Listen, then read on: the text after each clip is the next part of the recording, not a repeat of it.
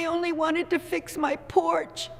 I was scared, and I believed them when they said they were helping me. I saw her the moment the heavy oak doors at the back of the courtroom groaned open. In 30 years on this bench, you learn to read the atmosphere of a room long before the bailiff calls for order or the first gavel strike rings out. You don't just see people, you see the invisible architecture of the burdens they carry into your presence. She was 70 years old, a woman named Martha, and she didn't walk toward the podium so much as she navigated toward it, like someone crossing a frozen lake and waiting for the ice to shatter beneath her boots. She was wearing a floral blouse, pressed so sharply I knew she had spent hours at her ironing board, perhaps trying to smooth out the chaos of her life with a bit of starch and steam. Her hands were trembling, not the tremor of age, but the frantic, rhythmic shaking of a heart that had been in a state of high alert for far too long.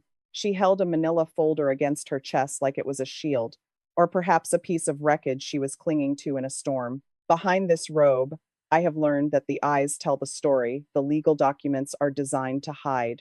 Martha's eyes didn't look at me with the usual defiance or fear of a defendant. They looked at me with a profound, hollow shame. It is the specific kind of shame that targets the elderly in this country, the shame of being tricked, of being made to feel foolish after a lifetime of being wise. Standing to her left was the contrast that made my jaw tighten. He was a young man in a $3,000 suit, representing a home restoration firm that I had seen on my docket 3 times in the last 6 months. He stood with a practiced, synthetic confidence, his eyes focused on his tablet, his mind already calculating the billable hours for a case he assumed would be over in under 5 minutes. He didn't see Martha as a human being who had worked 40 years as a nurse. He saw her as a line item, a signature on a predatory contract that was about to strip her of her dignity and her savings. I sat back and watched the way the air shifted as their case was called. The law is often described as a cold, mechanical thing, a series of gears and levers that process people like files in a cabinet, but I refuse to be a part of that machine. Real justice isn't found in the efficient processing of paperwork. It is found in the moment authority decides to stop and look a person in the eye. I knew, before a single word of testimony was uttered, that the hearing was not going to go the way the man in the expensive suit expected. I looked at Martha, I looked at her shaking hands, and I felt the weight of 30 years of authority settling into my shoulders. It was time to find out exactly what was inside that worn manila folder. Martha took a breath that seemed to rattle in her small frame, a sound so fragile it made the heavy air in the courtroom feel even more oppressive. She didn't look at the lawyer in the expensive suit who stood with an air of unearned superiority. Instead, she looked directly at me. Her eyes were searching for a crack in the stone facade of this bench, looking for some sign that the person behind the robe was still a human being capable of empathy. Your Honor, she began, her voice barely a whisper, a sound like dry leaves skittering across a sidewalk. I just wanted to fix the porch. The wood was rotting. I didn't want to fall. I didn't want to be a burden to anyone. She reached into that worn manila folder and pulled out a document that had been folded and unfolded so many times it was starting to tear at the seams. It was the contract, 24 pages of dense, legalistic thorns designed to snag anyone who wandered too close. I asked my clerk to bring it to me. As I turned the pages, I felt that familiar, cold, settled, absolute clarity settling in my gut. It is the kind of clarity you get when a predator stops hiding in the shadows and steps into the light of accountability. On page 3, there was a figure that made my vision blur for a second, $25,000. It was a shocking amount, a financial blow designed to crush a fixed income. $25,000 for a porch repair that, based on the city inspector's photos already in my file, consisted of nothing more than some low-grade plywood and a fresh coat of gray paint to hide the rot. But it wasn't just the price that made my chest tighten behind this robe. It was the maintenance and access clause buried on page 18, written in a font so small it felt like a deliberate insult to anyone over the age of 60. It was beyond imagination that such a document was handed to a senior citizen with a straight face. I looked at the young man in the suit. He was tapping his pen against his yellow legal pad, a rhythmic, impatient sound that echoed in the sudden silence of the gallery. He thought he was in a courtroom to process a debt. He didn't realize he was in a house of accountability where the law is a shield, not a sword for the strong. This contract didn't just overcharge Martha, it granted his firm a perpetual lien on her property for any unforeseen administrative costs incurred during the lifespan of the renovation. In plain English, they had turned her home, the home she had paid off with 40 years of nursing shifts, into a high interest credit card that only they had the right to swipe. It was a masterpiece of cruelty, a calculated strike against a woman who had spent her life serving others. Martha was watching me intently. She saw my eyes stop on that paragraph. She saw the way I gripped the edges of the paper until my knuckles turned white. "They told me it was standard, Judge," she said, her voice gaining a tiny, trembling strength as she realized someone was finally listening. "They told me if I didn't sign that day, the porch might collapse by winter." I was scared. I've lived in that house for 42 years. It's where I raised my daughters. It's where my husband, Arthur, took his last breath. I couldn't lose it. I put the contract down on the bench very slowly, the sound of the paper hitting the wood echoing like a gavel strike. I didn't say anything for a long moment. I wanted the silence to get heavy, to fill every corner of this room. I wanted the lawyer to feel the sudden icy drop in the room's temperature. Because in my courtroom, silence isn't just an absence of noise.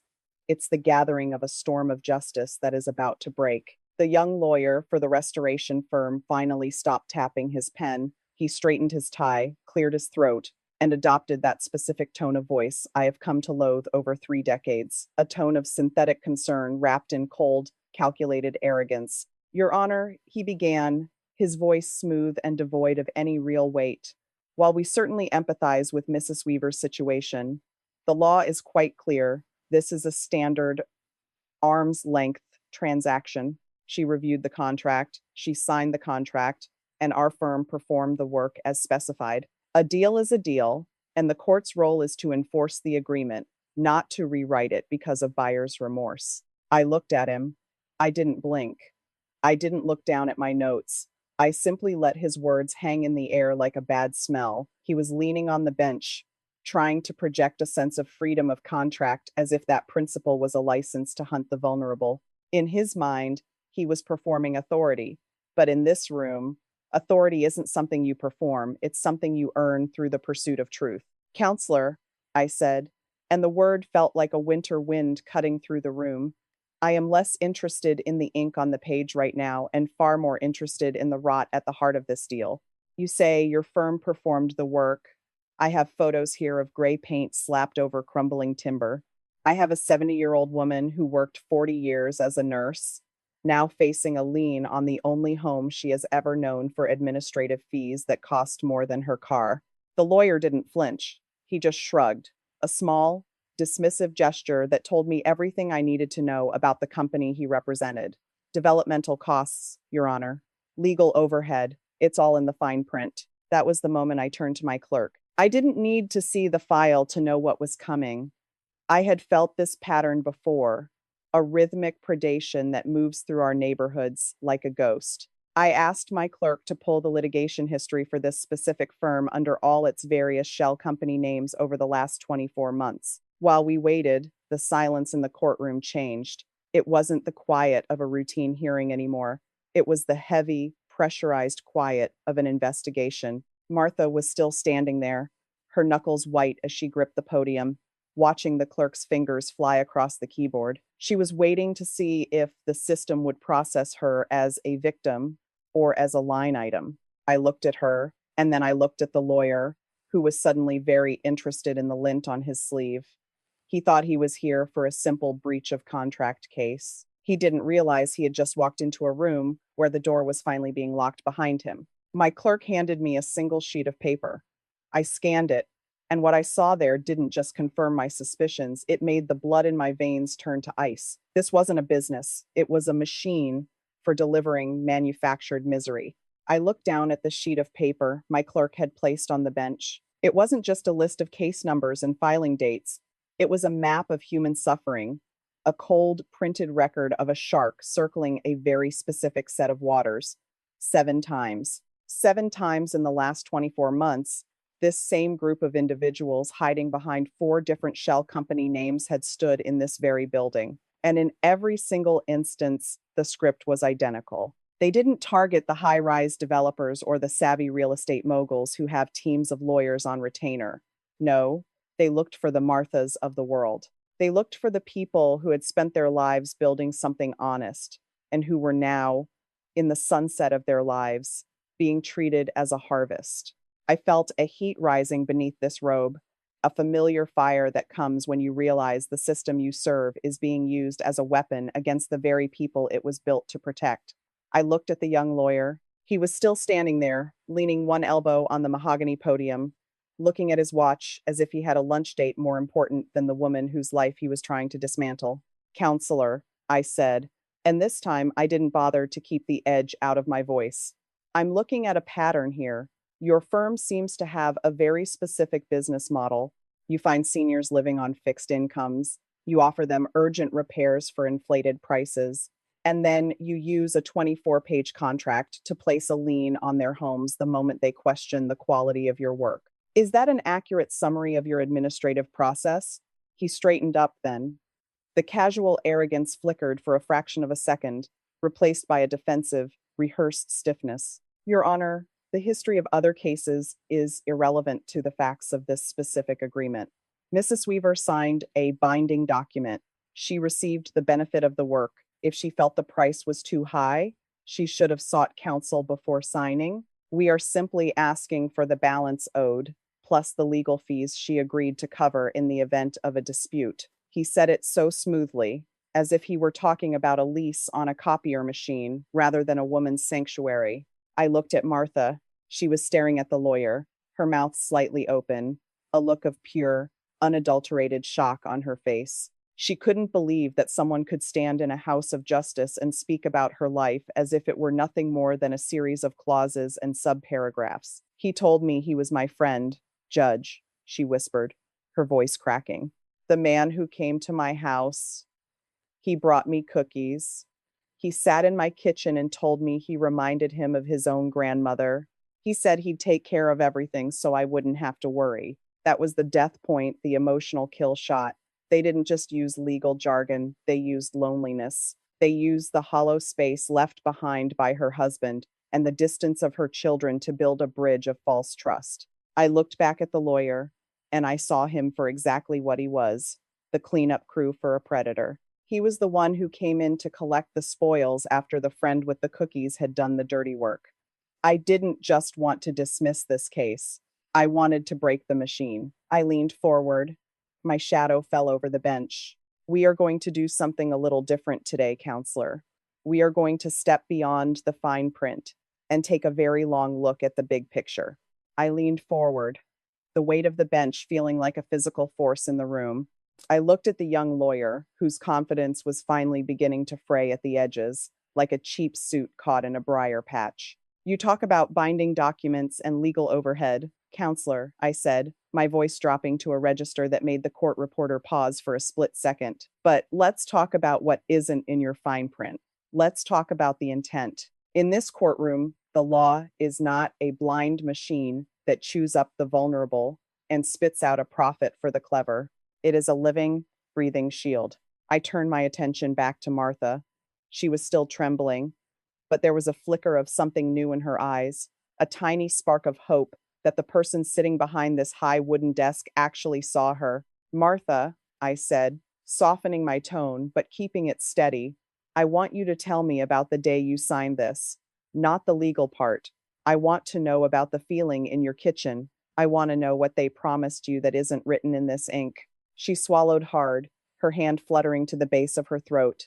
He told me I was like family, Judge. He said he had a grandmother just like me in Florida who got cheated by a bad roofer, and he didn't want that to happen to me. He said the $25,000 was a special senior discount because I reminded him of her. He told me if I didn't sign right then, the investors would pull the funding, and my porch would be condemned by the city within a week. I didn't have anyone to call, Judge. My daughter is in Seattle, and she's so busy with the kids. I didn't want to worry her.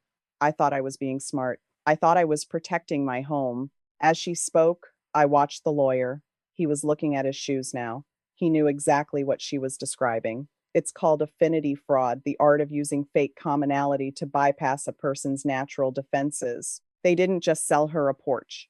They sold her a false sense of security while they were busy digging a pit under her feet.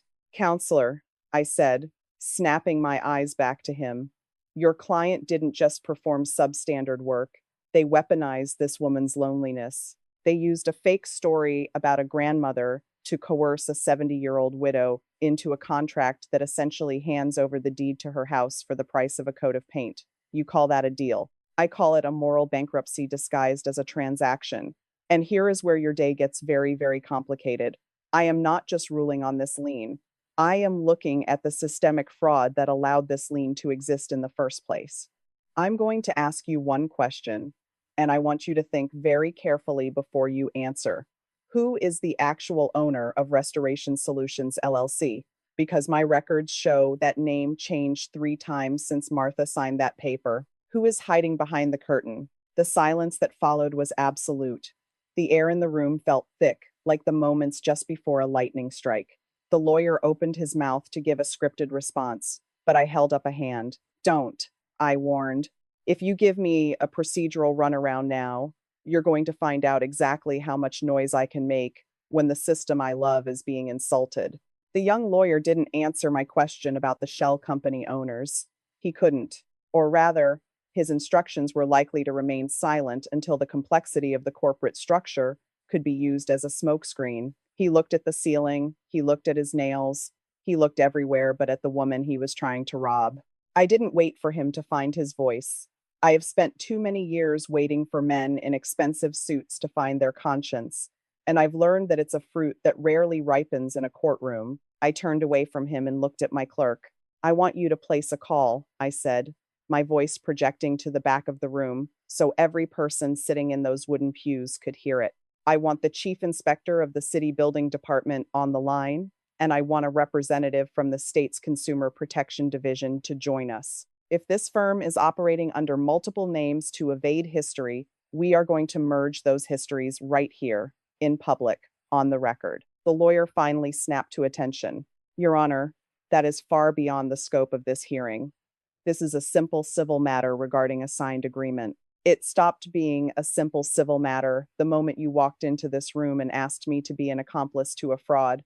I interrupted, and the sound of my voice hitting the back wall was like a physical strike. You want to talk about scope? Let's talk about the scope of the damage done to a woman who can't sleep because she's afraid a man who brought her cookies is going to take her front door. Let's talk about the scope of a system that allows you to file 7 liens in 2 years without a single red flag being raised by the departments meant to monitor you. That is my scope. And today, my scope is wide enough to see every shadow you're trying to hide in. I looked at Martha. Her shaking had stopped, replaced by a still, quiet intensity. She was watching me the way a person in a lifeboat watches the shore. I realized then that the tragedy wasn't just the money or the porch. The tragedy was the silence. The contractor bet on Martha being too embarrassed to tell her daughters. The lawyer bet on me being too busy to read the file. The system bet on the paperwork being processed so efficiently that the human being attached to it would simply vanish. I am suspending this hearing for 10 minutes, I announced, but I didn't leave the bench. I stayed right there, looming over the proceedings. I asked Martha to take a seat at the table, usually reserved for the defense. Sit down, Martha. You've been standing alone for long enough. In this room, for the next 10 minutes, you are the most important person in the building. We are going to wait for the city to answer my call, and then we are going to see if your standard contract can survive the light of day. The lawyer started scribbling furiously on his legal pad. His face flushed. He was realizing that the easy win he had promised his bosses was evaporating. He thought he was playing a game of chess with a senior citizen who didn't know the rules. He didn't realize he had sat down at a table where I had already flipped the board. I watched the clock. 600 seconds. In 600 seconds, I was going to turn this civil matter into a funeral for a predatory business model. The 10 minutes of the recess felt like 10 hours for the young man in the suit. But for Martha, it was the first time in months she could breathe without the weight of that lien crushing her chest. When I called the court back to order, the atmosphere hadn't just changed, it had solidified. The gray area the lawyer had tried to hide in was gone, replaced by the cold, hard light of documented truth. My clerk signaled that we had the chief building inspector on the speakerphone, and the courtroom went so quiet you could hear the hum of the overhead lights. Inspector, I said, my voice echoing in the rafters, steady and demanding.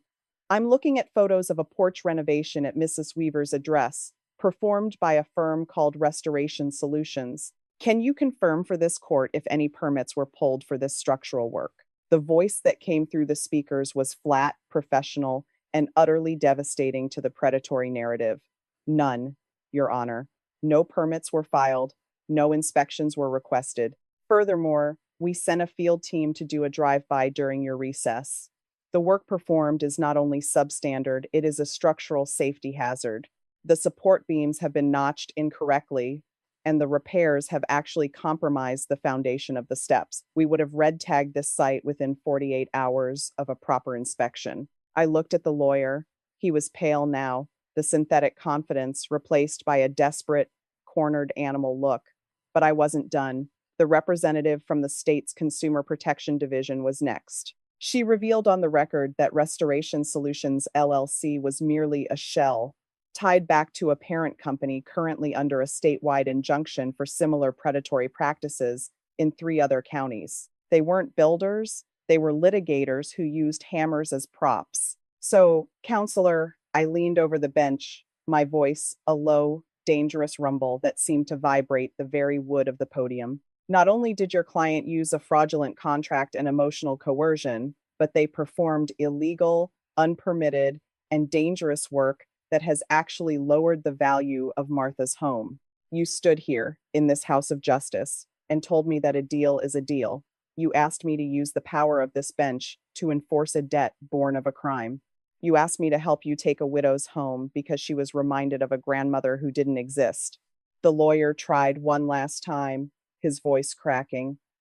Your Honor, my client was unaware of the permit status. We can remediate the work. We can settle for a lower amount. Remediate. I barked the word, and the lawyer flinched as if I'd struck him.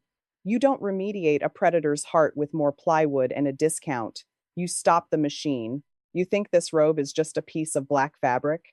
It's the collective memory of every person who was ever told that the law is too busy or too blind to care about them. Today, the law has a very long memory, and it is looking directly at you. Martha didn't come here to negotiate with a thief. She came here for a judgment, and she is going to get one. The courtroom was so still you could hear the soft, rhythmic ticking of the clock on the back wall, a reminder that for Martha, the time of being hunted was finally over. I looked at the young lawyer one last time. He had stopped writing. He had stopped looking at his watch. He stood there, diminished by the truth, waiting for the blow he knew was coming. I didn't give him the satisfaction of another word of anger. I had something more powerful to deliver, a finality that the fine print could never override. In the matter of Weaver versus Restoration Solutions, I began, my voice clear and resonant, filling every shadow of the room. The court finds this entire transaction to be permeated by fraud, coercion, and a profound lack of good faith. The contract is hereby declared null and void in its entirety. The lien placed against Mrs. Weaver's property is dismissed with prejudice, effective immediately. I am ordering that a zero balance satisfaction of lien be filed with the Registry of Deeds within 24 hours at the plaintiff's sole expense. I paused, let the words sink in, and then I turned to the real business of justice. Furthermore, I am directing my clerk to forward the full record of these proceedings, including the testimony regarding the shell companies and the building inspector's report, to the State Attorney General's office and the Contractor Licensing Board.